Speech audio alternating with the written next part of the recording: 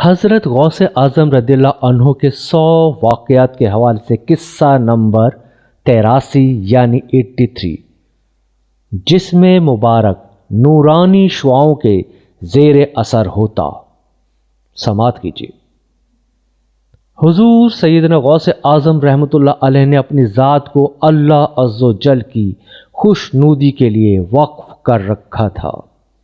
آپ رحمۃ اللہ علیہ کی راتیں جاگ کر گزرتی تھیں اور ساری رات آپ رحمۃ اللہ علیہ مراقبے اور مشاہدے میں گم رہتے تھے۔